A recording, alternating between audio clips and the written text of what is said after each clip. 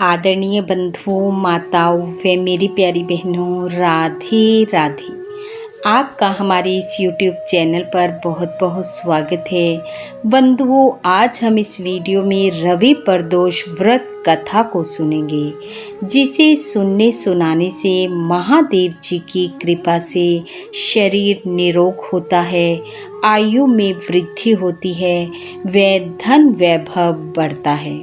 कथा सुनने के बाद यदि आप हमारे चैनल पर नए हैं तो कृपया हमारे चैनल को सब्सक्राइब करें, बेल आइकन को प्रेस करें ताकि हमारी वीडियो की नोटिफिकेशन सबसे पहले आप तक पहुंचे। वीडियो को शेयर व लाइक भी जरूर करें। बंधुओं, हमारे हिंदू धर्म में प्रदोष व्रत का बहुत अत्यधिक महत्व है। यह व्रत हर माह की कृष्ण व शुक्ल पक्ष में आने वाली त्रयोदशी तिथि को किया जाता है। जब यह व्रत किसी पक्ष में रविवार को आता है तो उसे रवि प्रदोष व्रत कहा जाता है। प्रदोष का व्रत भगवान भोलेनाथ को समर्पित व्रत है। अपनी मनोकामना की पूर्ति के लिए जो श्रद्धा युक्त भाव से इस व्रत को करता है, उसकी इच्छा भगवान भोलेनाथ की कृपा से अवश्य पूर्ण होती है। रवि प्रदोष व्रत आरोग्यता, आयु में वृद्धि व धन वैभव में बढ़ोतरी के लिए किया जाता है। इस व्रत को धारण करने वाला व्रती सुबह स्नान आदि क्रियाओं से निवृत्त हो स्वच्छ वस्त्र धारण करे, भगवान शिव के मंत्र ओम नमः शिवाय का पाठ करता हुआ अपना समय बिताए। प्रदोष व्रत में पूजा का समय प्रदोष काल यानी कि शाम 4 बजे से लेकर 7 बजे तक का उत्तम माना जाता है। इसलिए व्रत करने वाले को संध्या के समय भगवान शिव की पूजा करनी चाहिए। कच्चे दूध और शक्कर मिला हुआ जल भोलेनाथ को चढ़ाते हुए रोली मोली, गुड़ चावल, बेल पत्र, आक, धतूरा, भांग, सफ़ेद पुष्प, सफ़ेद मिठाई, सफ़ेद चंदन आदि से भोलेनाथ की पूजा कर धूप दीप से आरती करनी चाहिए। फिर श्रद्धा युक्त भाव से कथा का श्रवण करें। कथा के पश्चात भगवान भोलेनाथ को प्रणाम करते हुए अपनी मन इच्छा, जिस इच्छा को लेकर आप व्रत कर रहे हैं, भोलेनाथ के समक्ष कहें। प्रदोष व्रत करने से हर प्रकार के दोषों से मुक्ति मिलती है, सुखों की प्राप्ति होती है। इस लोक के सुखों को भोगता हुआ प्राणी अंत में शिव लोक को जाता है। मान्यता है कि इस दिन भगवान भोलेनाथ प्रदोष समय में कैलाश पर्वत के रजत भवन में नृत्य करते हैं और देवता उनके गुणों का सत्वन। तो आइए अब सुनते हैं रवि प्रदोष व्रत कथा।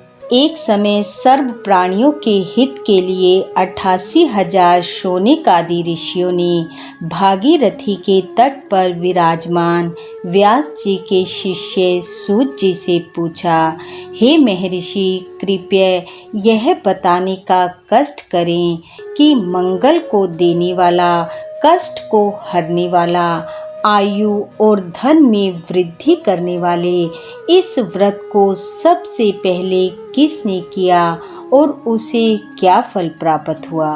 श्री सूत जी बोले, आप सभी शिव के परम भक्तों में से हैं। आपकी भक्ति को देखकर मैं प्रसन्न मन से व्रती मनुष्य की कथा कहता हूँ, ध्यान से सुनो। प्राचीन समय में एक गांव में एक दीन ब्राह्मण अपनी पत्नी व पुत्र के साथ रहता था। ब्राह्मण की पत्नी शिव भक्त थी, सदैव शिव प्रदोष व्रत को किया करती थी। एक दिन ब्राह्मण का पुत्र गंगा स्नान के लिए घर से निकला तो ब्राह्मणी ने भोजन बनाकर एक पोटली में बांधकर उसे दे दिया। दुर्भाग्यवश ब्राह्मण पुत्र को रास्ते में चोरों ने घेर लिया और उसे पकड़कर बोले कि जो धन तुम्हारे पास है हमें दे दो। उसने कहा, मेरे पास धन नहीं है, मेरे पास तो पोटली में भोजन है। वे बोले, हम तुम्हें मारेंगे नहीं, छोड़ देंगे, लेकिन तुम अपने पिता के गुप्त धन के बारे में हमें बता दो। बालक दीनहीन होकर बोला, हम अत्यंत दुखी और दीन हैं। मेरे पिता के पास भी धन के नाम पर कुछ नहीं है। चोरों को उसकी बात सुनकर ये महसूस हुआ कि वह वास्तव में सच बोल रहा है। चोर उसे छोड़कर चले गए। चलते चलते बालक एक नगर के निकट पहुंचा और वहां स्थित बरगद के पेड़ के नीचे विश्राम करने रुक गया। इतने में वहां उस नगर के राजा के सिपाही चोरों को ढूंढते हुए पहुंच गए और ब्राह्मण पुत्र को ही चोर समझकर राजा के पास ले गए। राजा ने उसे कारावास में बंद करने का आदेश दे दिया। उधर जब काफी समय बीत जाने के बाद भी ब्राह्मणी का पुत्र घर नहीं पहुंचा तो ब्राह्मणी को चिंता हुई। अगले दिन रवि प्रदोष का व्रत था। ब्राह्मणी ने व्रत रखा और भोलेनाथ से अपने पुत्र की कुशलता की प्रार्थना करने लगी।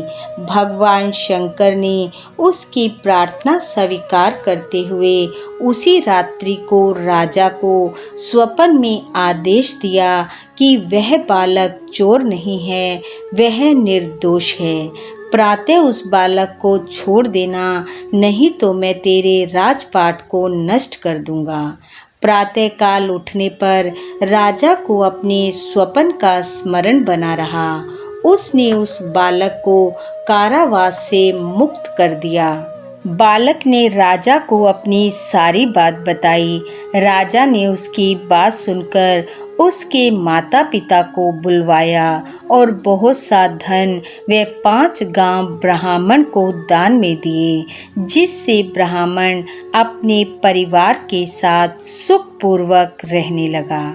अतः जो मनुष्य रवि प्रदोष व प्रदोष व्रत को करता है, कथा को पढ़ता सुनता व दूसरों को सुनाता है, वह आयु आरोग्यता व धन वैभव को भोगता हुआ अंत में शिवलोक को जाता है। बोलो महादेव भगवान की जय। बंधुओं, भगवान महादेव की कृपा आप व आपके परिवार पर सदैव बनी रहे। आपका घर आंगन खुशियों से महकता रहे। इन्हीं शुभकामनाओं के साथ आप सबका बहुत बहुत धन्यवाद। राधे राधे।